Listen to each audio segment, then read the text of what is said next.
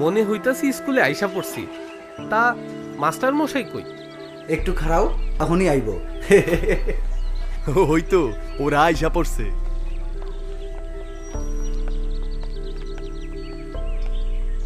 আসসালামু আলাইকুম, সবাই কেমন আছেন? অলোক আমার বন্ধু, সে একজন উন্নয়ন কর্মী। তয় আইজগা সে এখানে আইছে আলো আপার দাওয়াতে। অলোক আমার বান্ধবী রিটার কলিগ। আমরা দলের সবাই বহুদিন থেকেই কলেজের পাশের ময়লা ফেলার জায়গাটা সরাতে চাই, কিন্তু সঠিক উদ্যোগের অভাবে কাজটা গুছিয়ে করতে পারছি না। এটা শুনে রিটা অলোকের কথা বলল। সে দীর্ঘদিন ধরেই সামাজিক অ্যাডভোকেসির উপর ট্রেনিং করায়, আর অ্যাডভোকেসি নিয়ে আলোচনা করার জন্যই আজ তাকে ডেকেছি। ধন্যবাদ আপা। অ্যাডভোকেসি একটা প্রক্রিয়া। আজ আমরা এই প্রক্রিয়া সম্পর্কে এমন কিছু তথ্য জানব যার মাধ্যমে আপনারা জনগণের সমস্যাগুলো সমাধানের যথাযথ উপায় বের করতে পারবেন। তাই নাকি?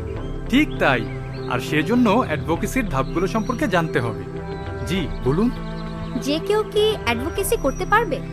এলাকাবাসীর সমস্যা সমাধানে আনুষ্ঠানিক নির্দেশনা ছাড়াই যে কেউ নিজ উদ্যোগে বা যৌথভাবে অ্যাডভোকেসি করতে পারবে। অ্যাডভোকেসি শুরুকরণের প্রথম পদক্ষেপটা কি হইব?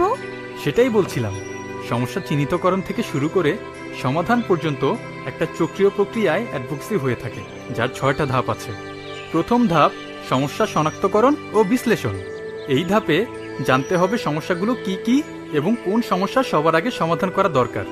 যেমন ময়লা ফেলার জায়গাটা এই এলাকার জন্য বিস্ফোরণের মতো সমস্যা, যার জন্য দুর্গন্ধ, মাছি তো হয়ই, সাথে রাস্তা শুরু হয়ে যাওয়ার জ্যামও হয়। দ্বিতীয় ধাপে সমস্যা সমাধানে লক্ষ্য নির্ধারণ করতে হবে। লক্ষ্য 3 প্রকার: স্বল্পমেয়াদী, মধ্যমেয়াদী ও দীর্ঘমেয়াদী। কোন ধরনের সমাধান দরকার সেটা এই ধাপে নির্ধারণ করতে হবে। তৃতীয় ধাপে এসে সমস্যাটার সাথে যারা যারা সম্পৃক্ত তাদের সবাইকে যুক্ত করতে হবে, যাদেরকে বলে স্টেক হোল্ডার। স্টক হোল্ডার কারা?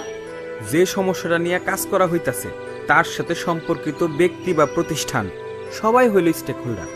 এই যেমন তুমি, আমি, মাস্টার কাকা, এমনকি আমাকে ইমাম চাচাও স্টেক হোল্ডার হইবার পারে। আপনাদের আর কারো কোনো প্রশ্ন আছে?